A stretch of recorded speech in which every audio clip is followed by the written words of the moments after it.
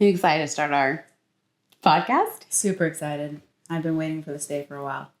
Me too. It's funny how sometimes it takes a while to get to the thing that you actually want to do, but when it is actually time, things feel so great. I know, I can't believe that just leads me to thinking about how we met 2 years ago and you being my mentor and actually getting me to a place where I could rest and sleep in between shifts and actually show up with more energy.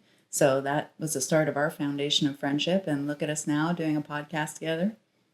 I love how life works sometimes. Well, it's nice being with somebody else who's passionate about mental health and wanting to discover the reality of the world out there that we can face when we actually lower down our mask and show up as who we are. And it's so hard. There are so many things in life that I feel like are directly against us doing that, especially being women in these fields. Like, we're expected to show up and be a certain thing, and that thing isn't always ourselves. Exactly. I don't know if it was this way for you, but right from the first day one of being a firefighter, I felt this pressure to be better than everybody else. Mm-hmm. I had to work twice as hard to get half the respect. Is that something that you felt along your journey? Definitely. There were times that I felt that way until I realized, this might be a self-fulfilling prophecy. Like, how am I actually creating that story for myself and choosing that as my reality versus I can just show up as myself and do a great job, and that is exactly what I need to do. Tell me more about that when you said manifest your own energy. What does that mean to you? Oh man, manifesting your own reality. I see it as, which is so funny too, because in these male-dominated fields, that's a topic of conversation that really isn't often spoken about, right? Never spoken about, really. Or never spoken about. But I see creating your own reality as this awareness that you have of the stories you tell yourself. And those stories, it could be the truth of, I grew up as the oldest of 10 kids. That is a truth in my reality. But another aspect of that was that I am always responsible for taking care of people.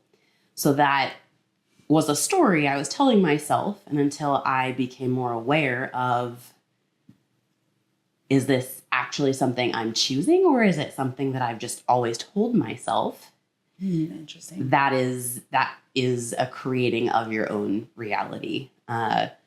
So I feel like women in male-dominated fields, most of us, there are very few that I haven't heard that I got to show up and manage this pressure of working 2-3 times as hard as the guys to be respected, when women in these fields actually care a lot about the job anyway, so they naturally work really hard. But I haven't heard a woman in a male-dominated field say yeah, I started and I just decided I was going to do my best and that was going to be good enough. That's so uncommon. And so I think that there is this expectation that we aren't going to be accepted, we aren't going to be respected, we aren't going to be seen for what we bring, and that gives us this motivation to push, and to put on capes and masks and all these things that we show up to be something, and it's ends up becoming so far from who we truly are. And then you add things like sleep deprivation and hormone health and all these other challenges that you face in these fields, and suddenly you don't recognize yourself. Absolutely. That you just summarized my whole journey of my career. And it's interesting how you brought up hormones, because that's something we don't speak about in the fire service, and just the reality of the fact that being a female right off the bat in these high stress careers, an effect on our nervous system, which in turn affects our brain health and our hormone health. And we're finding that women in the fire service and first line fields tend to have perimenopause at a younger rate. They already, as women, we sleep lighter than men. And then you add shift work on top of that. You add motherhood, becoming a mother and then getting up throughout the night. Now you're doing that on duty and in your personal life. I'm curious, what kind of effect specifically with sleep do you think was the biggest impact or the pivoting moment for you to realize we had a problem in our sleep? And that's when you started the sleep study that you did. Well, for me, I kind of have to go back a little bit in my story because I started out as a coach. Like most of my career was as an entrepreneur and a coach. So I had some pretty severe health issues. And after this massive turning point and suddenly having my health back, I decided that it was time for a career change, one in which I would have to be a health advocate. And I also wanted to help others. So when I was exposed to firefighting, I thought, like, this is it. This is amazing. I have amazing insurance and I would be able to train hard and protect my health and also help others. Like, how could it be more perfect? And time off for personal life and traveling the world. Exactly. We both love to do. So exactly. Leaves time for personal life. So because I had lost my health prior to becoming a firefighter and knew what it felt like to have to just dump money into feeling better and into doctors and into really specific health protocols, when I became a firefighter, I knew that like health was such an important aspect for me to focus on. And I probably would have to put a little bit more emphasis in recovery than the average firefighter.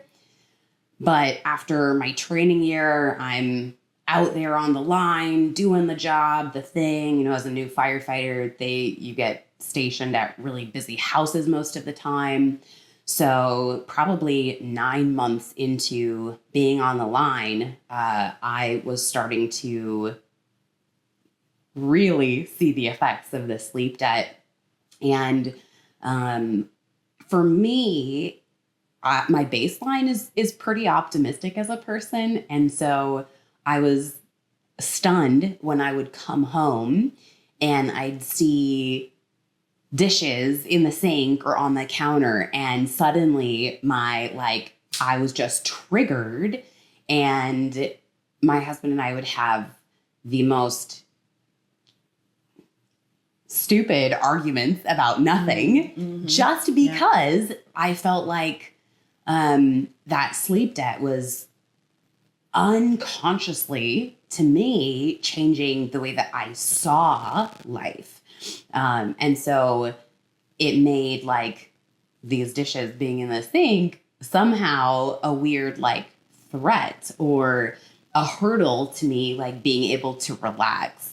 And it sounds like it kept you in that fight or flight response that we need so much for our job. And that's so weird, right? That something as small as that can do it. But it really shows how much sleep debt changes our brain and changes the way that we see things. And so for me, I didn't take a cue of that something needed to shift and I needed to find solutions until it really started impacting my my marriage, because I just kept hearing people say, oh, it's just the way that it is. Like, oh, we'll sleep when we're dead. Like, oh, that's just the job. And I was like walking around wondering, like, how do people just accept feeling horrible all the time, you know? And that's our baseline. And it's our baseline. And it was so befuddling to me because after losing my health and getting it back, like being healthy feels great. Absolutely. I only just now discovered that at almost 40 years old. So. And so many firefighters walk around not healthy. Like even if they look super fit and lean and can do the job, like their health is eroding from the job, and sleep diet is like the foundation of that. So for me, choosing to invest back into my health and recovery was really focusing on sleep. And I had heard quotes like sleep is the greatest performance enhancing drug that's underutilized, or that, sleep is the foundation of every other aspect of human biology. And I knew that, one, I wouldn't be the best firefighter I could be without dialing in on my sleep. And then two, I wouldn't want to be married to me if I was seeing my partner react really the way that I was reacting. And so that was my big, I need something to change. I need shifts. I need to find solutions.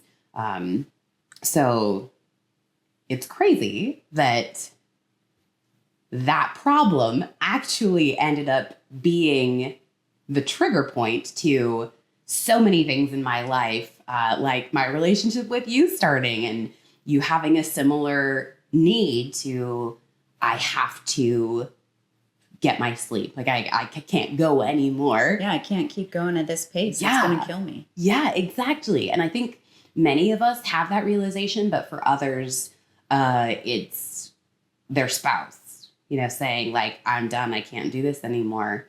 That's interesting you bring that point up, because studies have proved that it takes a spouse or significant others in your relationship to really reflect where your mental health stability is. It really takes being open to that input and that feedback in return. And for women, this is a deep down desire when you want to improve your sleep, improve your health, improve your relationships. And all that starts with you accepting that you need to change. And that's something that is so unique to being a woman in the service. When you look at the statistics, males go to treatment because somebody tells them they have to, or else they're given an ultimatum. But for a woman, the ultimatum we carry every day with us, where if we don't improve and learn how to sleep, the ultimate reality is we will die sooner. We are already shortening our lives by the career we're choosing, and then we're adding a career-long sleep deficit. On top of that, we're just asking to die at a young age. Which, if you do the math with a 24-48 schedule, the lack of sleep over a 25-year career adds up to 3 years worth of sleep lost in that time, which is absolutely crazy that you think the allostatic load of that has to be so profound and is the reason why we only last out of our career 7 to 10 years.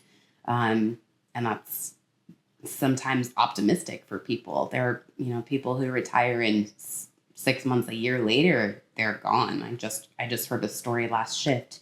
Someone retired and a year later, he's on a beach in Florida, enjoying his retirement. And then he had a heart attack and passed away. So that burden was really heavy on me the more I got into the research and heard the stories of how many of my coworkers were just miserable. And it lit this fire under me that I needed to find solutions for myself. And I can't help but share that information with other people. Which is a valuable part of the whole journey in itself. Yeah. And I think for women also, we don't like feeling bad. No, we don't. There's no ego associated with oh, I only got 5 hours of sleep and I'm still getting in my workout. We want to feel good, and we have no ego around, just having to grin and bear it. So I think that our tolerance for feeling terrible all the time is also lower. And so perhaps this issue hasn't come up so much because we still are at 3-4% nationwide for women in fire. EMS is higher, but EMS is a lot of the 12-12s. And sleep debt is still associated with that, but it's a smidgen different when you're responding at night. Yeah, So versus 24-hour shifts where exactly. you're at the will of whatever call's coming next. Yeah. So for me, I had this amazing truck trainer, and he worked at the busiest station in Portland and would tell us these stories of working, and having 8, 9, 10, 11 calls after midnight. And it just broke my heart that this amazing, kind, empowering human being was on this journey to like a health crisis because of this sleep debt. And so that was a large part of my full send. The first year probably of implementation started off with me. But I don't know, I was probably 5 months in when I started taking clients, you being one of my first, because I could bring my coaching background into it and also help people where they were at with a lot of the tools that I had already been using, plus the sleep. The accountability portion of the program that you ran was the biggest part for me. That was the biggest change that led to my own sleep recovery and being able to regulate my own rest and digest system. That accountability and knowing that, one, you've already experienced the benefits of it, so it's possible. And then two, having that gentle community and reminder that, hey, we're in this together and it's possible if you stick with it. That was definitely, for me, the strongest part of your program, because that is what we lack in the fire service. We show up every single shift and we're there to respond to whoever needs us, and we're the first one to volunteer to help anyone out, but we are the last person to show up for ourselves. And we need the reminder, we need the check-ins. So that is such a valuable part of the journey, is finding the community and developing those friendships that are going to help push you. Yeah. And like another point of that is the fire service, I think, is having to evolve. First response in general is having to morph so fast because of the demand on the system. And, I entered the fire service in COVID, like smack in the middle of COVID. So for me, the call volume and the demand, that was all I knew. But I kept hearing stories of these firefighters saying that, call volume had doubled and tripled over 2 years at their stations. That was the same with Vancouver. We look at our statistics, and since COVID, our numbers have just tripled. And I think that's true for the hospital system, for EMS, first response, ambulance services. And so when the demand increases disproportionately from what we're currently able to shoulder, like something's going to break, right? If it can't keep bending, it's just going to break. Well, and it's supply and demand, and the demand is just increasing. However, we are the supply. Yes. And we are on our body, we're putting all that extra stress, and it's shortening our careers. Yeah. So that's an interesting concept that we haven't had to find these solutions prior to this. Yes, before we still had interruptions at night to our sleep, but it might have been 1, 2, 3 times a night was pretty busy. 11 in a night, that's not what the norm was in the past. And so now with cities budgets haven't changed. So the demand is still this high, but they're not adding extra stations. They're not adding more of us, boots on the ground. They can't afford more personnel. And even with like health and wellness programs, sometimes it's hard to integrate those into your normal everyday life. And so it really leaves us with having the responsibility ourselves to be our own advocates and find the solutions that are going to work best for us. And it's unfortunate that like one size can't fit all. What you choose to integrate into your life is going to be very different than what I need to choose to integrate into my life for my mental health, for my brain health, for physical health, for sleep health, for spiritual health, all these aspects. And I think we, as a type in first response, tend to be the people that just like, we're like, oh, how can I help you? Oh, how can I help you? Let me show up for you. And we Thank you, I have another. Yes. And we fill up our time and our buckets and our backpacks with busyness helping other people. And it's so hard to recognize how much we actually need to help ourselves. Absolutely. I recognize that at the peak of taking overtime and mandatory shifts and moving and helping my friends out, I had all this output, and I never once even thought of the effect on my own personal health and my overall health. So mental, physical, spiritual well-being. That was so impactful when I realized, what kind of self-care am I actually doing? And I took that moment to reflect and actually look at myself. And I realized zero. I was putting nothing into my self-care, my routine. I was just showing up every day, there to respond to whatever anyone else needed. And I'd forgotten how to actually put those practices into my everyday life. So what is something that you recommend for maybe some of our listeners as a quick tip or something for a quick Band-Aid kind of solution? Is there anyone?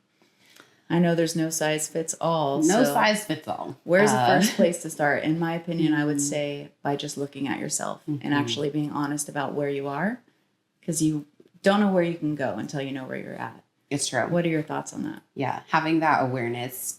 So I think first it's the willingness to take a hard look at your life. And we don't like doing that. No, none of us.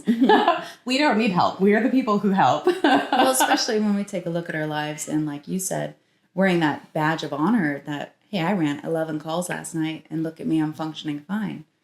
Well, that's what we tell ourselves, and that's a lie we continuously tell ourselves when, yeah, we ran 11 calls last night, we're not functioning okay, and our body is barely hanging on, and everyone around us hates us.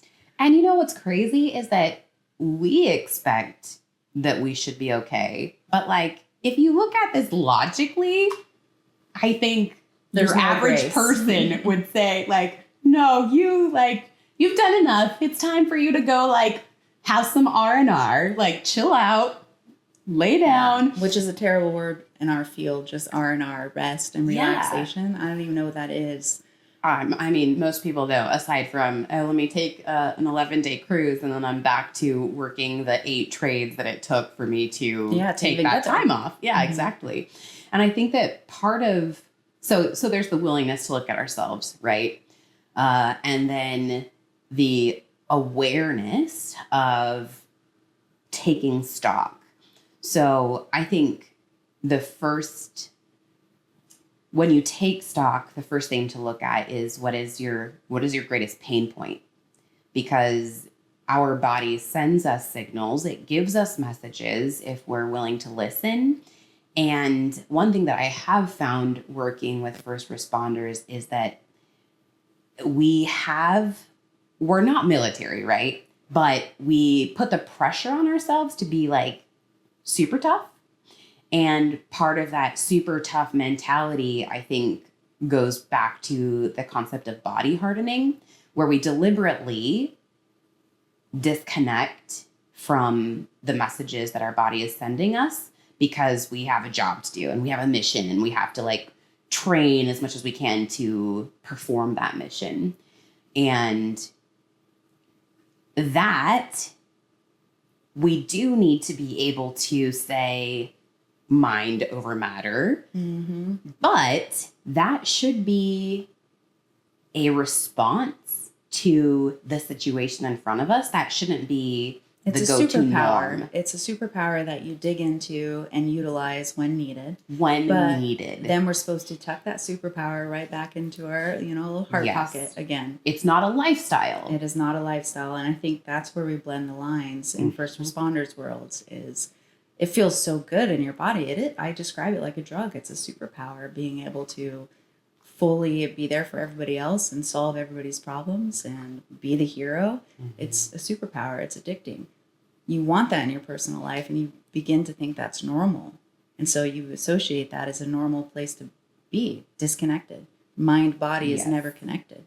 Yes. And that also goes back to the creating our own reality, because we're telling ourselves the story of like, oh, this feels so good. Oh, like I am creating so much worth.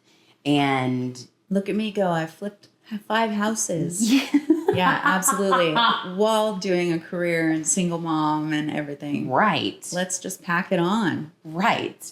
And we completely have learned to ignore the signals of our body. Now, I will say that this isn't always a conscious, in the moment choice, even just for the job.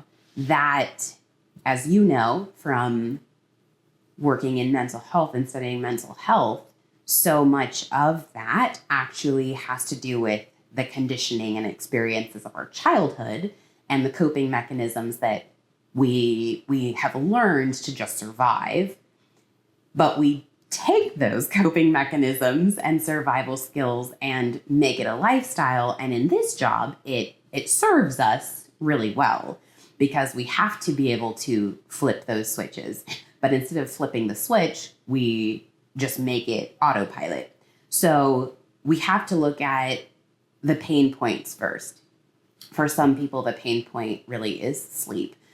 For some people, the pain point is exhaustion all the time and fatigue, and it leads to burnout. For other people, it's their relationships are starting to crumble and they feel like they don't know why. And for some people, it can be actual physical pain. Yes, exactly. So there are all of these pain points that's different for everybody, but the very first one that comes to mind generally is the one that you should address first. The one that hurts the most is yes. the one that needs the most attention first. Exactly. Yeah. And, within coaching, progress in one area of your life will be progress in every area of your life. So starting there and building momentum from there is just a win-win, even if it's something small. And I think that self-care is such a weird phrase in these subcultures of society with, first response. And again, that idea of like being gritty and tough and all of this. But so we have to learn how to frame self-care differently. Like, I'm taking responsibility. Maybe ownership is a better phrase. I think of it as just being human. And that's what it takes. It's like maintenance. We take our car in for an oil change. Why aren't we going to a mental health therapist or a licensed, counselor to talk to? At the same time we're doing an oil change, let's go in quarterly and just do a mental health oil change.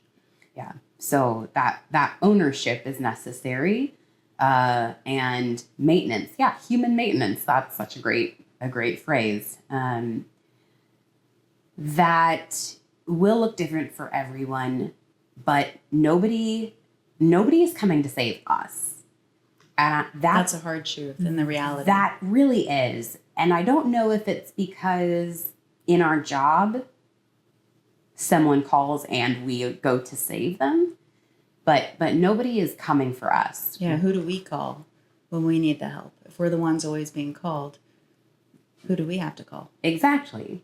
So we have to learn to take responsibility for ourselves and our well-being.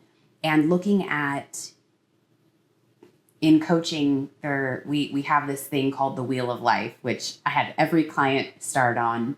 And you essentially look at your life, your relationships, your mental health, your fun and recreation, and you look at all these different areas of your life and you rate them. And generally speaking, the ones with the lowest scores are the ones that people like to start off first. But you also need to look at it from that perspective of your spiritual health, your mental health, your physical health. And I would even say that physical health is a separate category than training, because you might, be losing your hearing, but you can still train hard and get it. Yep. You can always get it back. So we have to start separating fitness from health, because they are actually two different categories of things. And once we are able to dissect these areas of our lives and take stock of each one, if we listen, our gut will tell us, oh, this is like, I need to do this here. And so often we don't like listening to that voice. Yeah. The solution seems so simple on paper, but when we look at it and connect that emotions behind it and recognize how hard it's going to actually be now to then do the work, that comes next. Yes. Implementation is really why coaching exists in the world, because it's really hard to change. Absolutely. I tried everything before joining in your program for sleep. I mean, I was doing the sleep meditation, blackout curtains, the supplements. I was wrongly informed about those from the media. And it was so helpful to have that accountability to help me learn how to advocate for myself and even where to take note where I needed to improve. Yeah. Yeah. The idea of improving your sleep is so great, because it really is just a cascading effect into all the other areas of your life. And it improves your relationships, your mental health, your physical well-being, your resiliency. All of that is improved with your sleep. So it's really funny. At my department, I'm kind of a bit known as like the sleep girl, because I've been such an advocate with the union and the safety committee. And for a little bit, I felt a little bit on the spot about that like, are people going to think it's like because I'm weak, or because like I can't handle things, or the ego coming into play there. Exactly. It's a real thing. It's a real thing. And yet the problem that I had, the biggest challenge that I had now, is something that has been able to connect me and help me empower so many others who were also just really kind of scared to bring up the issue, because it felt like this is just the job. Yeah, this is just normal. This is the baseline. Exactly. When you start to bring it up, they're like, yeah, and that's the yeah, job. And exactly. And what? Yeah. I've done this for 25 years. You're complaining now? Exactly. Literally, I had conversations just like that. But everybody likes their sleep. And so to another large degree, I think that it has opened opportunities of, training at my department, and writing articles, and the online program that my business partner and I have put together, and being able to support people with the most foundational need in life. Like, sleep is not a luxury, it's a need. It's a basic need. And yet we don't bat an eye working a quad or a triple shift, going and running errands afterwards, feeling exhausted, nauseous, a headache. We still go to the gym. Oh, I had my coffee, but I didn't eat until 2:30 because I was so busy. And then we take care of everybody else, and then have to fold laundry after dinner and put the kids in the bath. And it's just like, do we see ourselves? Yeah, this time flies by, and you look back and you realize, oh, it's been 2-3 years. When I said, I'm going to focus on my sleep, and then fast forward 2-3 years, you've done nothing and implemented nothing. Now you're more exhausted, more burned out, more drained. Financially, you probably spent money. I think that's a big part of human health that we don't talk about enough, because I think it really is a pillar that we have to consider and talk about. I mean, a lot of us come into this career as a career, and financially, that's part of our health. It affects our mental, physical, spiritual well-being. And it is necessary. So I think trying to normalize conversations around like, how is your sleep and what are you doing, without even coaching people in everyday life, that's something that I've been trying to normalize, because if we talk about it, you never know what's going to plant a seed or give someone this aha moment of consideration to like, oh, maybe I'll do this, or I could do this differently, or maybe just by talking about it, and they at the breakfast table the next morning you say, yeah, I had 4 calls last night. Maybe just that awareness and recognition of, wow, I had 4 calls last night. I only laid down for 7 hours. So how much sleep did I actually give my body? Maybe just having that conversation is enough to open somebody's eyes to realize, oh, maybe I shouldn't go straight to those errands today, or maybe I should take a day off from the gym and take a nap instead. I think that that's something that has surprised me a little bit. People don't realize how little things add up to actually help them. And doing things like the basic sleep hygiene is, I think, getting a lot of really good marketing right now. Mm-hmm. And what's unfortunate about this for first responders is if we don't do those things, we just bite ourselves in the rear. Doing those things isn't going to fast track instant improvement in our sleep, but not doing them will make our sleep worse.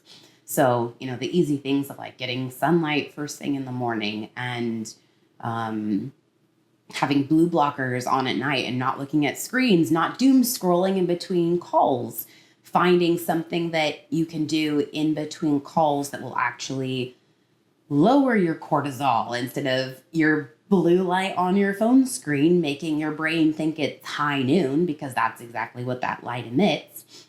Little things add up to really work in our favor.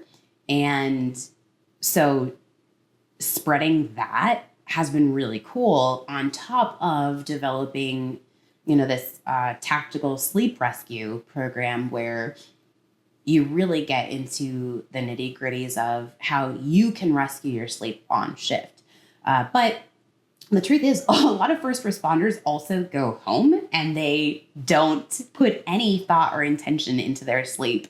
And that's the place that you actually can make so much progress, because you have so many things in your power to control. You can make so many positive changes to have that big effect, versus like where I was at, where I was trying all the things that I could find online, the blue walkers, everything. But again, you fall into a creature of habit. The last thing you look at before bed is your phone. Set your alarm even for the next morning. First thing you look at is your phone. Just as humans, it's healthy for us to have that window of time without any light, or be on your phone, or doom scroll, as we call it. But that is so effective for firefighters because our nervous system is so much more ramped than the average human.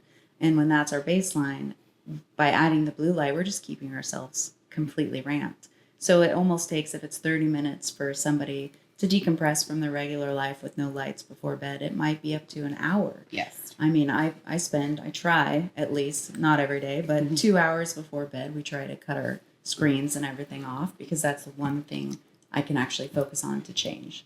And I notice a difference in my body. My eyes are ready for bed with no exposure to light. They're ready. Yeah. Yeah. I dragged my husband into my bedtime routine because I had to do it. And, he's a veteran. So I'm like, brain health matters for you too. But our nightly routine is we do bedtime yoga, and we stop being on screens really at least an hour before bed, if not 2 hours. And we just built this routine where we can connect and do something we enjoy, but that's outside of screens. And so, doing bedtime yoga, reading a book together, doing a rundown of the day, those are all things that allow us to decompress and to move our system from that sympathetic to parasympathetic. And another topic, which I'm sure that we'll get into with conversation around what you're doing, but first responders don't realize that the more you get activated into that sympathetic drive, the harder it is for your body to make that natural switch into parasympathetic, which is paras, rest and digest. And so the longer you go in your career, the more you actually need to flip the switch yourself. And that is probably one of the most fun and enjoyable things that I have found in coaching firefighters and first responders around their sleep, is giving them the tools that, hey, guess what? Like, you can flip this switch yourself. And that's why you can go back to sleep after every single call at work, because you are moving that switch from sympathetic to parasympathetic. And then your body naturally wants to go to sleep at night when it isn't parasympathetic. So that you can put in that time and that effort and investment to do so is so empowering. And we need to be intentional doing that at home also, because one, more reps, right? The right reps and the right technique, we can train our bodies to do anything. But we have so much in our power to control at home. So bedtime routines is one of the best ways to start looking at your life and seeing instant improvement. Well, and not just in the sleep area, but your Yes. nighttime routine alone. I mean, what I heard from it is more connection and valuable time with the people in our everyday life and our relationships. It kind of just makes me think back to what you said, when you better one area, then every area increases. And that's so evident just with sleep. You have better connection when you're off the screens in general. And you can be more present and available to your family and your friends around you. And connection translates also to meaning, right? And meaning is such an important factor warding us against burnout, because the moment we struggle with burnout,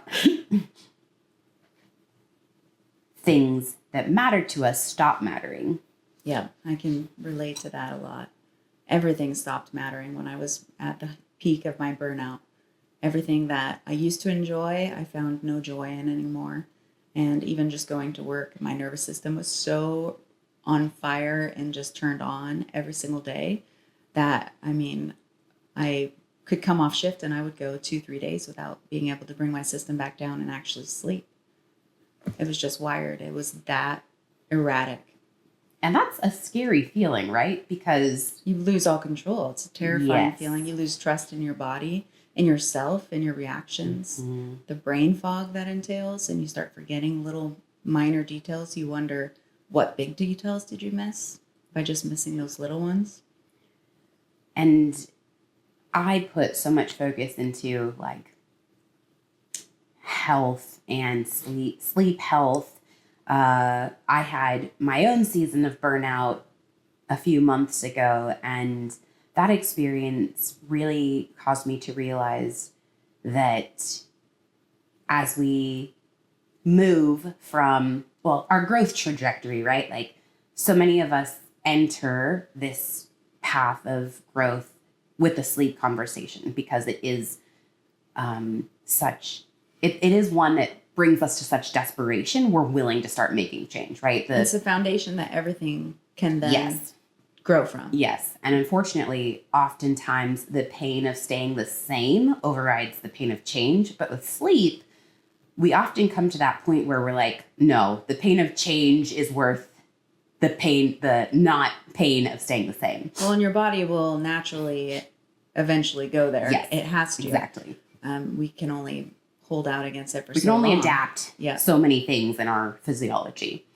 But as we continue, okay, we focus on sleep and improve that, and then realize, I need to put some attention into my recovery. We need to adapt my training a little bit so that it's more for longevity. I need to focus more on connection to others and also myself and showing up the way I want to show up. And there's this almost upward spiral of growth that starts happening. And for me, it's like planting a seed of hope. Because if you can manage and actually start resting, you just have the energy to be able to show up and accept whatever changes you need. That's a really good point. To be able to accept the help or the counseling or whatever you're looking into. Yeah. Exactly. And for me, spiritual health and really dialing in on what was going on internally in my spirit and addressing old stories and patterns came to this influx point because of this burnout. But it was such a scary feeling to feel like you were losing yourself because of feeling burned out. And so the sleep health is so important, but then also the mental and spiritual health becomes a necessity as well.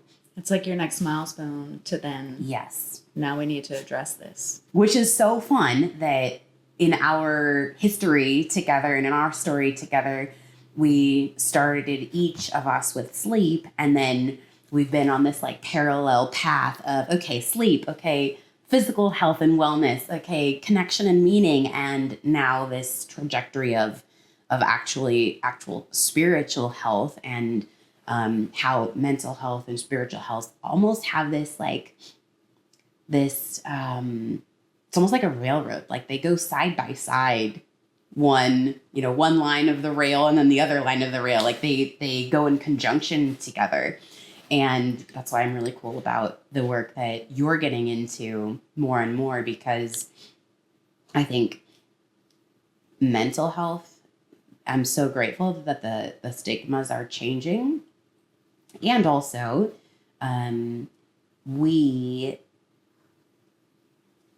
what's going on in here matters more than any external. And that's also not conversations that are happening in the life of a first responder. Or in society, because we're really taught to look for external validation. We look for validation in our work. We look for it in our peers, our friends, our family. We're always constantly looking for that outside validation. Not many of us have that ability to look inside ourselves and say, I am enough just as I am, and I'm doing as much as I can.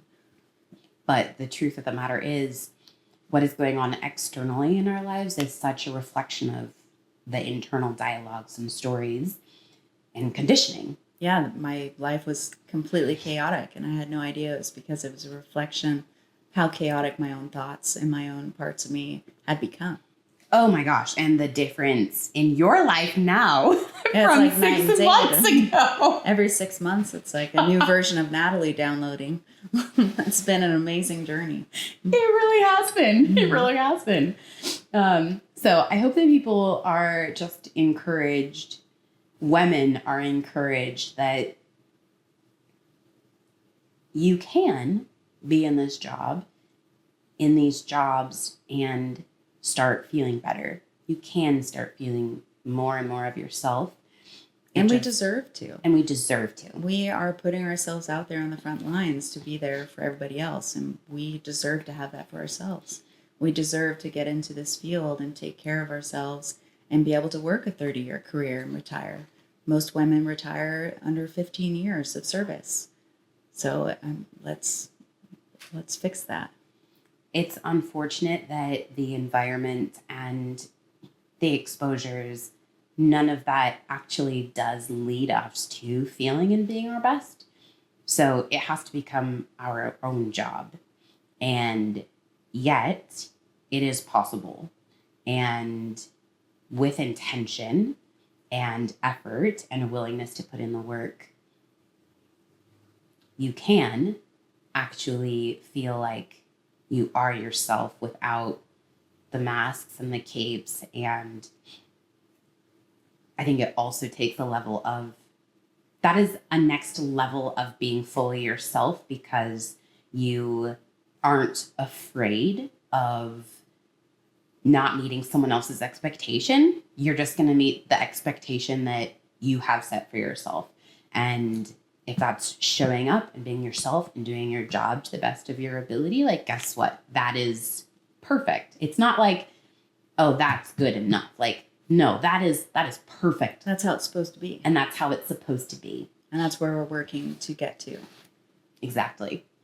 So it's really been an honor for me to be in this space. And I've thought a lot about, is this the right place for me? Because I feel like I'm a very different kind of gal for this world and these fields. I feel a lot. I'm very sensitive. I have to take care of my health, and it feels very much at opposition to a lot of what is and what is established in the cultures. And it also sometimes it takes someone who is in polar opposite to actually start moving Maybe the scales. pendulum to more where it Yes. should be, right in the middle. Exactly. More balance. Constantly looking for the balance. Exactly. So, yeah, I'm really excited for us to have this podcast and to dive deeper into all of the things. All the aspects. We'll touch on all different avenues of health. Physical, mental, financial health, all the pillars. I love it. Is this a good time to transition into our part 2? Yeah, let's do it. All right.